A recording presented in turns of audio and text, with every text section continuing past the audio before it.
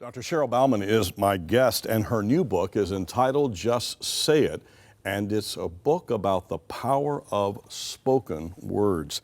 And the subtitle of this book, Cheryl, is 4 Phrases That Will Change Your Life Forever.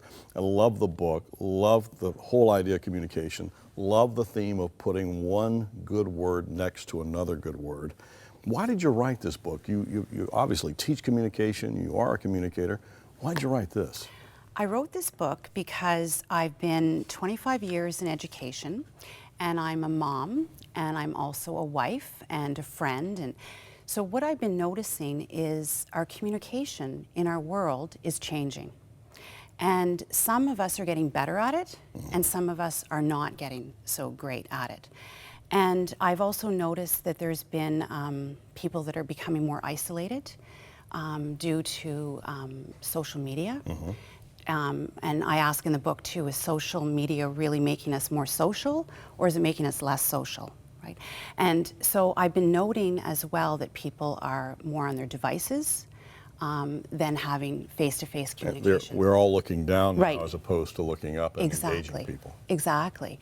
And so those issues have brought to light why I wrote the book and why it's so important for us still to have face-to-face communication with people. For our viewers, so that you get a sense of what's in this book, you talk about 4 phrases, and they're very short phrases, and they are the backbone of the book. The phrase that is very powerful, I believe in you. The second is I care. The third phrase is I am sorry. And the fourth is you are important. You're absolutely right. I think for healthy relationships with people, these phrases need to be an ongoing part of our communication vocabulary, because it doesn't always go well in communication with people, or nonverbal things take place, or misunderstandings take place. To be able to say these phrases and to say them eye to eye and mean it with confidence can be keys that can unlock tension in relationships. This is well done. Mm-hmm. Thank you, thank you. And I wrote the book too, it's short, it's concise, because I know that people don't have a lot of time to read either. Yeah, you're about 80 pages here. Yeah, and I really wanted people to read it and to start to apply it in their lives as well, and to also see that it's not really that complex when we want to communicate with people and when we want to develop healthy relationships. Because we were developed out of the spoken word. God spoke us into existence. He spoke the world into existence. And He spoke us out of blessing. And so He's intended for us to also use our words to bless others, and to also use our words to care for others, and to tell people that we do care, and to encourage others.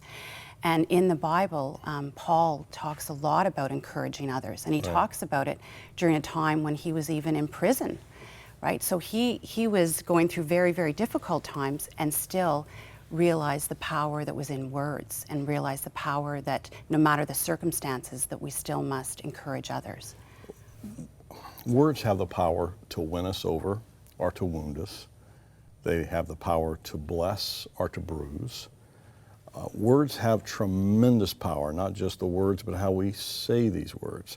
And one of the things that you talk about in one of these phrases, you talk about I care. Years ago, I learned the phrase, and you know it too, in relationships, people don't care how much you know until they know how much you care.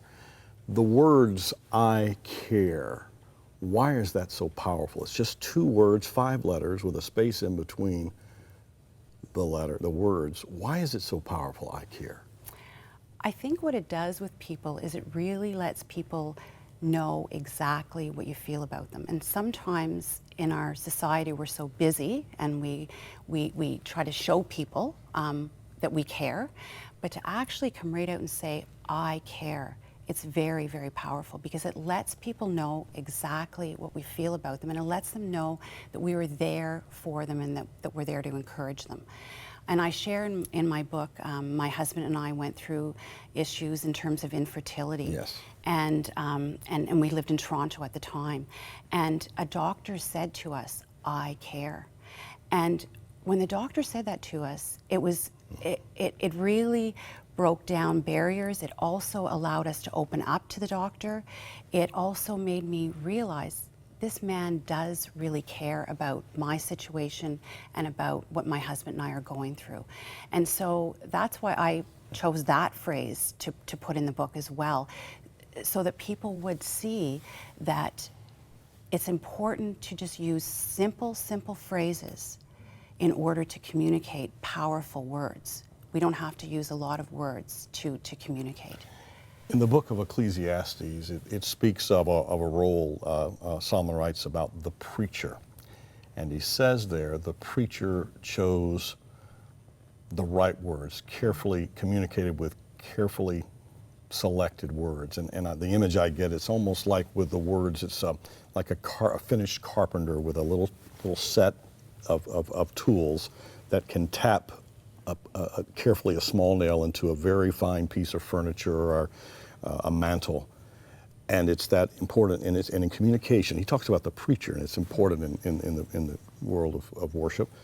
But just the power of using the right little word placed at the right place at the right time. That's what you provide for us here.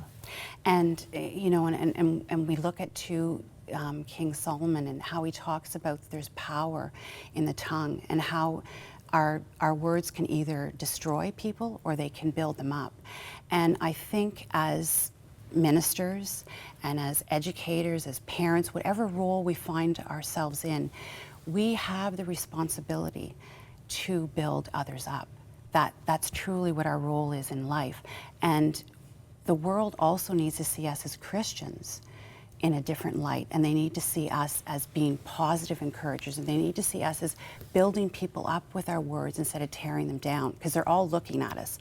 They're all waiting to see what will we say and what will we do.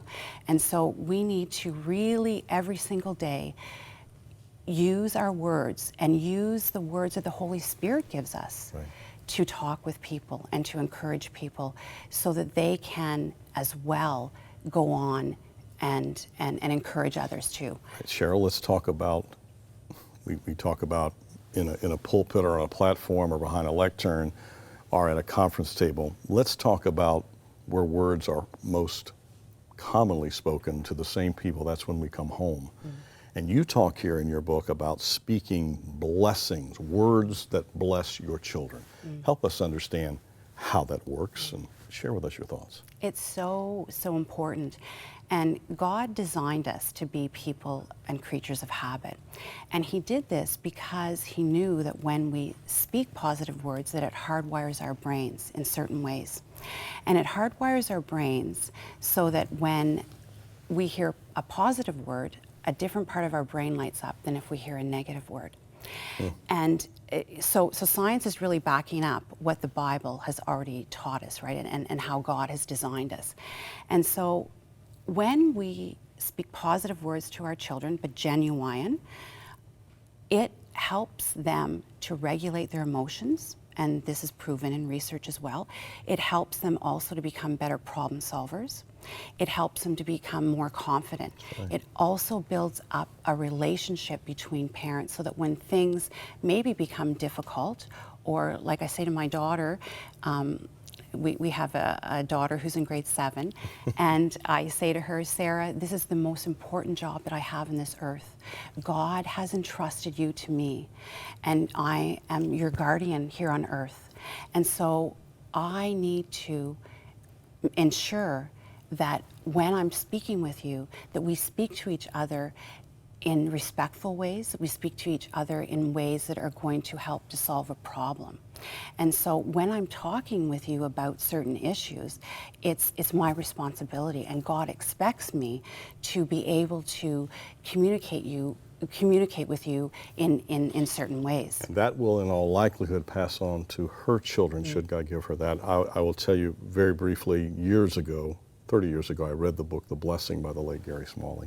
And in that he talked about the power of speaking into your children as they grow up, speak a blessing into their lives. So with my 2 kids who are now 29, 30, and my son he and his wife have a child, our granddaughter, I said to them when they were little 3 things. I said, I love you. This is they go to bed at night. I love you, I'm proud of you, and you are a blessing. Mm. And for decades, that's still part of it. And so now I'm understanding that's what my son is doing with my granddaughter. There's something about that, the power of words, affirming words to speak into another generation. Absolutely, absolutely. And God instructs us in the Bible to do that too, right? When we look in Deuteronomy 6, and he talks about the fact that we are to talk to our children about blessings, that we're to speak blessings over their life when we're sitting down, when we're laying down, when we're continuously talking with them, so that they will ensure that so that we can ensure that they do that as well with their children. And when I look back on my life too, my parents, my dad was a minister, my mom's a registered nurse, they continuously did the same thing with us too. And so I just see the generational habits that are happening. And we are creatures of habit, right? And we are people that when we hear positive words and we hear blessings, our brains are hardwired then to start to encourage and to speak that way with others as well. This is a great conversation. I'd love to talk to you about Barnabas, who was son of encouragement in the New Testament, and how his encouragement actually, I think, encouraged church growth in the church of Antioch. There's just so much here, and thank you so very much. It's called Just Say It. It's 4 simple phrases that will change your life forever. Dr. Cheryl Bauman, she lives in Ottawa, and we hope that you'll come back and see us again and again. Thank this you is so much. so refreshing.